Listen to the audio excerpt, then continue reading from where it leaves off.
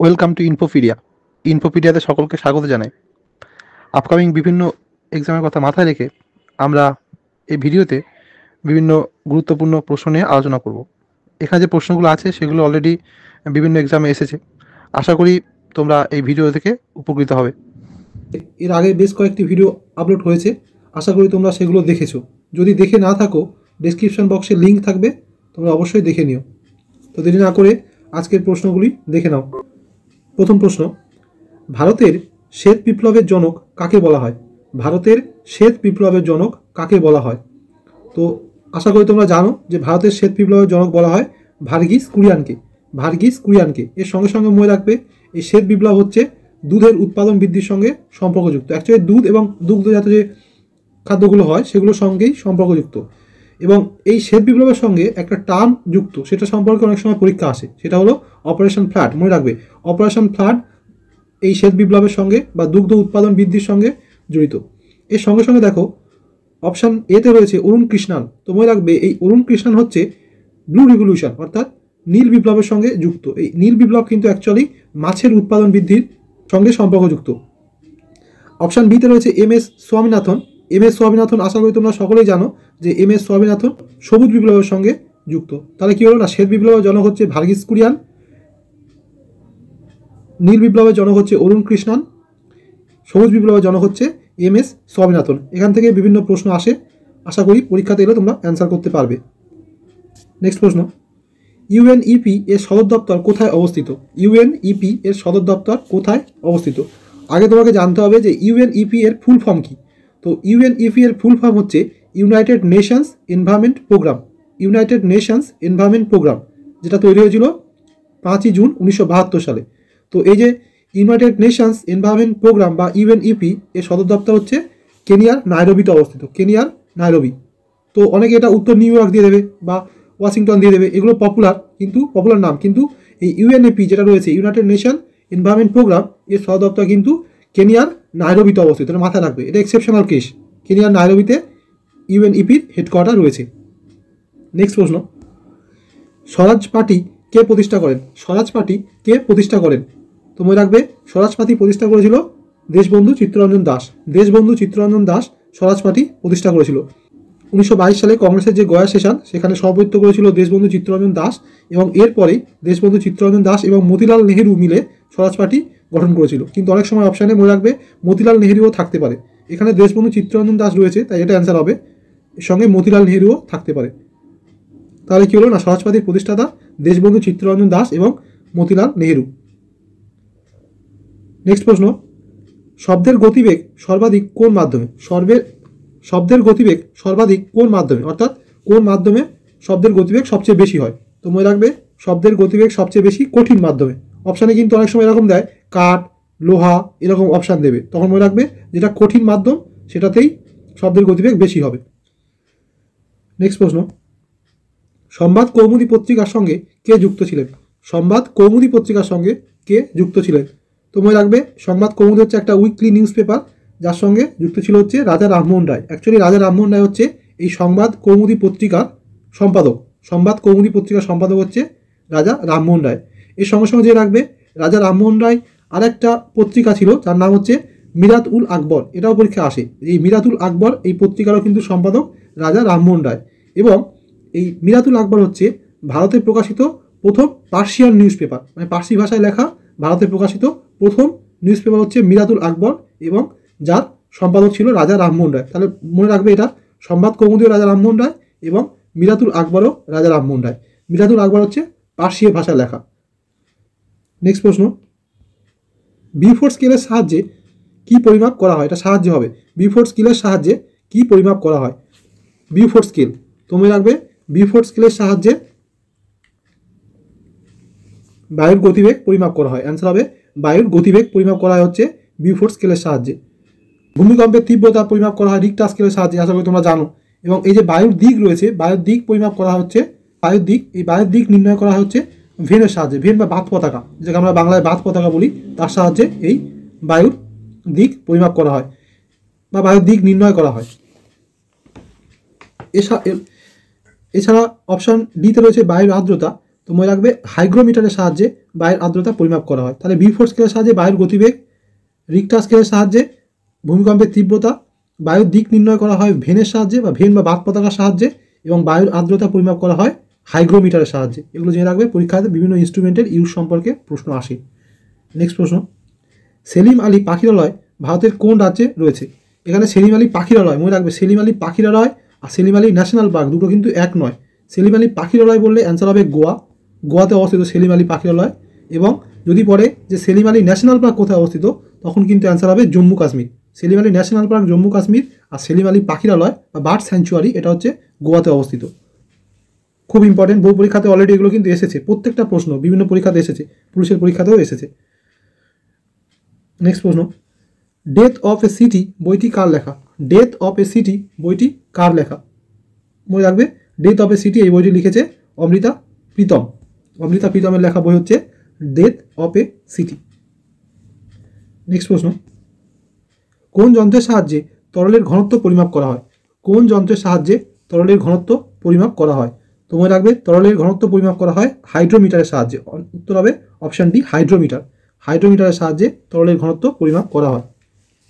Next প্রশ্ন, কোন সম্রাট সুলিকুল নীতি প্রবর্তন করেন? সুলিকুল নীতি কোন সম্রাট প্রবর্তন করেন? তো মনে রাখবে, সুলিকুল নীতি প্রবর্তন করেছিল সম্রাট আকবর। অপশান সি অ্যান্সার হবে, সম্রাট আকবর এই সুলিকুল নীতি প্রবর্তন করেছিল। এই সঙ্গে সঙ্গে রাখবে, ইবাদতখানাও গড়ে তুলেছিল সম্রাট আকবর, আবার দিনই ইলাহি ব্যবস্থাও চালু করেছিল সম্রাট আকবর। এই কটা সম্পর্কে মেনলি প্রশ্ন আসে, অন্য প্রশ্ন আসতে পারে কিন্তু এইগুলো মেনলি আসে। সুলিকুল নীতি, ইবাদতখানা, দিনই ইলাহি, এগুলো সম্পর্কে প্রশ্ন আসে। এই তিনটের সঙ্গেই সম্রাট আকবর যুক্ত। নেক্সট প্রশ্ন, ফাইলোকুইনন কোন ভিটামিনের বিজ্ঞানসম্মত নাম? ফাইলোকুইনন কোন ভিটামিনের বিজ্ঞানসম্মত নাম? তো মনে রাখবে, ফাইলোকুইনন হচ্ছে ভিটামিন কে এর বিজ্ঞানসম্মত নাম।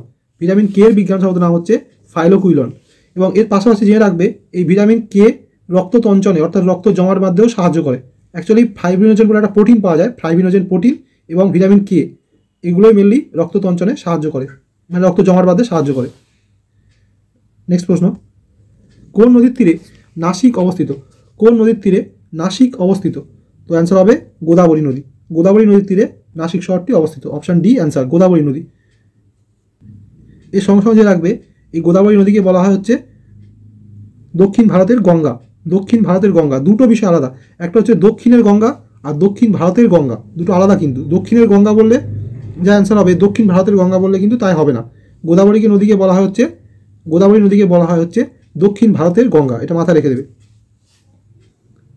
নেক্সট প্রশ্ন, কোন পত্রিকায় প্রথম বয়কট আন্দোলনের ডাক দেওয়া হয়? কোন পত্রিকায় প্রথম বয়কট আন্দোলনের ডাক দেওয়া হয়? এই প্রশ্নটা যত সম্ভব আগেও কোনো একটা সেটে দিয়েছিলাম। তো বয়কট আন্দোলনের ডাক দেওয়া হয়েছিল হচ্ছে সঞ্জীবনী পত্রিকায়। সঞ্জীবনী পত্রিকায় ডাক দেওয়া হয়েছিল প্রথম বয়কট আন্দোলনের। এবং এর পাশাপাশি জেনে রাখতে হবে, এই সঞ্জীবনী পত্রিকার সম্পাদক হচ্ছে কৃষ্ণকুমার মিত্র। কৃষ্ণকুমার মিত্র হচ্ছে সঞ্জীবনী পত্রিকার সম্পাদক, যেটা 1883 সালে প্রথম প্রকাশ হয়েছিল। 1883 সালে প্রকাশ হয়েছিল সঞ্জীবনী পত্রিকা, যার সম্পাদক হচ্ছে কৃষ্ণকুমার মিত্র, এবং সেখানে এই বয়কট শব্দের ব্যবহার করা হয়েছিল প্রথম। এটা কিন্তু WBCS-এও এসেছে এই প্রশ্ন। নেক্সট প্রশ্ন, আন্দামান নিকোবর দ্বীপপুঞ্জের সর্বোচ্চ শৃঙ্গের নাম কি? আন্দামান নিকোবর দ্বীপপুঞ্জের সর্বোচ্চ শৃঙ্গের নাম কি? তোমায় রাখবে, আন্দামান নিকোবর দ্বীপপুঞ্জের সর্বোচ্চ শৃঙ্গের নাম Saddle Peak. Option D answer হবে, স্যাডেল পিক হচ্ছে আন্দামান নিকোবর দ্বীপপুঞ্জের সর্বোচ্চ শৃঙ্গ, এবং এর উচ্চতা হচ্ছে 2418 ফিট। 2418 ফিট হচ্ছে এই স্যাডেল পিকের উচ্চতা। এবং এর সঙ্গে সঙ্গে রাখবে, অপশানে এতে রয়েছে ধূপগড়। এই ধূপগড় হচ্ছে সাতপুরা পর্বতের সর্বোচ্চ শৃঙ্গ। ধূপগড় সাতপুরা পর্বতের সর্বোচ্চ শৃঙ্গ। আর অপশান বিতে রয়েছে গুরু শিখর। এই গুরু শিখর হচ্ছে আরাবল্লী পর্বতের সর্বোচ্চ শৃঙ্গ। আরাবল্লী পর্বতের সর্বোচ্চ শৃঙ্গ হচ্ছে গুরু শিখর। আর এই যে জিন্দাগাদা রয়েছে, এই জিন্দাগাদা হচ্ছে পূর্বঘাট পর্বতের সর্বোচ্চ শৃঙ্গ। এগুলো পরীক্ষাতে আসে। তাহলে কী হলো না, আন্দামান নিকোবর দ্বীপপুঞ্জের সর্বোচ্চ শৃঙ্গ স্যাডেল পিক, এটা বহু পরীক্ষাতে এসেছে, পুলিশের পরীক্ষাতেও এসেছে। নেক্সট প্রশ্ন, ঔরঙ্গজেব কাকে পার্বত্য মুশিক বলে অভিহিত করেন? ঔরঙ্গজেব কাকে পার্বত্য মুশিক বলে অভিহিত করেন? তো মনে রাখবে, ঔরঙ্গজেব শিবাজিকে পার্বত্য মুশিক বলে অভিহিত করেছিল। শিবাজিকে ঔরঙ্গজেব পার্বত্য মুশিক বলে অভিহিত করেছিল। এবং ঔরঙ্গজেব নিজে কিন্তু জিন্দা পীর নামে পরিচিত। ঔরঙ্গজেব শিবাজীকে পার্বত্য মুশিক বলেছিল এবং ঔরঙ্গজেব নিজে জিন্দা পীর নামে পরিচিত। এগুলো মনে রাখবে, পরীক্ষায় প্রশ্ন আসে। নেক্সট প্রশ্ন, ভারতের কোন রাষ্ট্রপতি লোকসভার স্পিকার ছিলেন? ভারতের কোন রাষ্ট্রপতি লোকসভার স্পিকার ছিলেন? এটাও একটা পরীক্ষাতে এসেছিল, এটাও পুলিশের একটা পরীক্ষাতে এসেছিল। তো মনে রাখবে, ভারতের রাষ্ট্রপতি নীলম সঞ্জীবা রেড্ডি, ইনি কিন্তু লোকসভার স্পিকার ছিল। অপশান ডি অ্যান্সার হবে, নীলম সঞ্জীবা রেড্ডি ইনি লোকসভার স্পিকার ছিল। অ্যাকচুয়ালি 1967 সাল নাগাদ ইনি স্পিকার হয়েছিল লোকসভার, এবং অন্ধ্রপ্রদেশের চিফ মিনিস্টারও ছিল। আমি সালটা মনে নেই অন্ধ্রপ্রদেশের চিফ মিনিস্টার কবে ছিল, কিন্তু নীলম সঞ্জীবা রেড্ডি ইনি অন্ধ্রপ্রদেশের চিফ মিনিস্টারও ছিল, লোকসভার স্পিকারও ছিল, এবং 1977 সালে ভারতের রাষ্ট্রপতি হয়েছিল। নীলম সঞ্জীবা রেড্ডি 1977 সালে ভারতের রাষ্ট্রপতি হয়েছিল এবং 1967 সালে ভারতের স্পিকার ছিল। নেক্সট প্রশ্ন, জ্যাব শব্দটি কোন খেলার সাথে যুক্ত? জ্যাব শব্দটি কোন খেলার সাথে যুক্ত? বিভিন্ন স্পোর্টসের সঙ্গে যুক্ত টার্ম বা পার্সোনালিটি সম্পর্কে কিন্তু পরীক্ষায় প্রশ্ন আসে। তো মনে রাখবে, এই জ্যাব শব্দটি বক্সিং খেলার সঙ্গে সম্পর্কযুক্ত। অপশান এ অ্যান্সার হবে, বক্সিং খেলার সঙ্গে সম্পর্কযুক্ত হচ্ছে এই জ্যাব শব্দটি। নেক্সট প্রশ্ন, মাতৃভাষায় সংবাদপত্র আইন কে জারি করে? এটা মাতৃভাষায় হবে, মাতৃভাষায় সংবাদপত্র আইন কে জারি করে? তো মনে রাখবে, এই মাতৃভাষার সংবাদপত্র আইন জারি করেছিল হচ্ছে লর্ড লিটন। লর্ড লিটন এই মাতৃভাষার সংবাদপত্র আইন জারি করেছিল, এবং এটা হয়েছিল 1878 সালে। 1878 সালে মাতৃভাষায় সংবাদপত্র আইন জারি করেছিল। শুধুমাত্র যে মাতৃভাষার সংবাদপত্র আইন বা ভার্নাকুলার প্রেস অ্যাক্ট তা নয়, এর সঙ্গে সঙ্গে অস্ত্র আইনও কিন্তু এই লর্ড লিটন এনেছিল 1878 সালে, এবং এই আইনগুলোকে বাতিল করেছিল লর্ড রিপন। লর্ড রিপন বাতিল করেছিল, এনেছিল লর্ড লিটন আর বাতিল করেছিল লর্ড রিপন। মনে রাখবে, অস্ত্র আইন এবং সংবাদপত্র আইন, মাতৃভাষার সংবাদপত্র আইন, যেটাকে ইংরেজিতে বলে vernacular press act. Vernacular press act এবং আর্মস অ্যাক্ট বা অস্ত্র আইন, এই দুটোই কিন্তু লর্ড লিটন এনেছিল। মনে রাখবে, পরীক্ষায় প্রশ্ন আসে। নেক্সট প্রশ্ন, ক্লোরোফিলে কোন ধাতু থাকে? ক্লোরোফিলে কোন ধাতু থাকে? বিভিন্ন পরীক্ষাতে আসে। তো মনে রাখবে, ক্লোরোফিলে মেনলি ম্যাগনেসিয়াম থাকে। ক্লোরোফিলে ম্যাগনেসিয়াম থাকে, এটা বহু পরীক্ষাতে এসেছে, ডব্লিউবিসিএসও পড়েছে, পুলিশের বহু পরীক্ষাতে এসেছে, এমনকি সিজিএলও এই প্রশ্ন এসেছে। তো মনে রাখবে, ক্লোরোফিলে ম্যাগনেসিয়াম থাকে। নেক্সট প্রশ্ন, পশ্চিমবঙ্গের রাজ্যপাল হিসাবে প্রথম কে শপথ নিয়েছিল? পশ্চিমবঙ্গের রাজ্যপাল হিসাবে প্রথম কে শপথ নিয়েছিল? পরীক্ষাতে আসে পশ্চিমবঙ্গের প্রথম রাজ্যপাল এবং প্রথম মুখ্যমন্ত্রীর নাম। তো মনে রাখবে, পশ্চিমবঙ্গের প্রথম মুখ্যমন্ত্রী ছিল প্রফুল্লচন্দ্র ঘোষ। প্রফুল্লচন্দ্র ঘোষ ছিল প্রথম মুখ্যমন্ত্রী, কিন্তু এখানে জানতে চেয়েছে রাজ্যপাল। তো পশ্চিমবঙ্গের প্রথম রাজ্যপাল ছিল Chakravarti Rajagopalachari. Option C answer হবে, চক্রবর্তী রাজাগোপালাচারী হচ্ছে পশ্চিমবঙ্গের প্রথম রাজ্যপাল, এবং প্রফুল্লচন্দ্র ঘোষ হচ্ছে পশ্চিমবঙ্গের প্রথম মুখ্যমন্ত্রী। এগুলো চেয়ে রাখবে, পরীক্ষাতে আসতে পারে। নেক্সট প্রশ্ন, সান্টিয়াগো কোন রাষ্ট্রের রাজধানী? সান্টিয়াগো কোন রাষ্ট্রের রাজধানী? তো মনে রাখবে, এই সান্টিয়াগো হচ্ছে চিলির রাজধানী। একটা elongated state Chile, South America. তো সেই চিলির রাজধানী হচ্ছে সান্টিয়াগো। তো যখন রাষ্ট্রের রাজধানী জানছো, তখন মুদ্রার নামও জানতে হবে। তো এই চিলির মুদ্রা হচ্ছে চিলিয়ান পেসো। চিলিয়ান পেসো হচ্ছে চিলির মুদ্রা। সবসময় পেসো মনে রাখবে, তাহলেই হবে। চিলির মুদ্রা, তাই চিলিয়ান পেসো। তাহলে রাজধানী হচ্ছে সান্টিয়াগো চিলির, আর মুদ্রা হচ্ছে চিলিয়ান পেসো। নেক্সট প্রশ্ন, প্রতি বছর আন্তর্জাতিক শান্তি দিবস কবে পালিত হয়? প্রতি বছর আন্তর্জাতিক শান্তি দিবস কবে পালিত হয়? তো মনে রাখবে, আন্তর্জাতিক শান্তি দিবস পালিত হয় 21শে সেপ্টেম্বর। 21শে সেপ্টেম্বর আন্তর্জাতিক শান্তি দিবস পালন করা হয় প্রত্যেক বছর। এবং এর সঙ্গে সঙ্গে যে রাখবে, এই 2021 সালের, এবং এর সঙ্গে সঙ্গে যে রাখবে 2021 সালের এই আন্তর্জাতিক শান্তি দিবসের থিম কী ছিল? তো থিম ছিল হচ্ছে recovering better for an equitable and sustainable world. আবার বলছি, recovering better for an equitable and sustainable world. এটা হচ্ছে 2021 সালের আন্তর্জাতিক শান্তি দিবসের থিম, যেটা প্রত্যেক বছর 21শে সেপ্টেম্বর পালন করা হয়। নেক্সট প্রশ্ন, গ্লোবাল ইনোভেশন ইন্ডেক্স 2021-এ ভারতের স্থান কত? গ্লোবাল ইনোভেশন ইন্ডেক্স 2021-এ ভারতের স্থান কত? তো এই ইন্ডেক্সের যে প্রশ্নগুলো হয়, সেগুলো আপডেটেড হয় নর্মালি।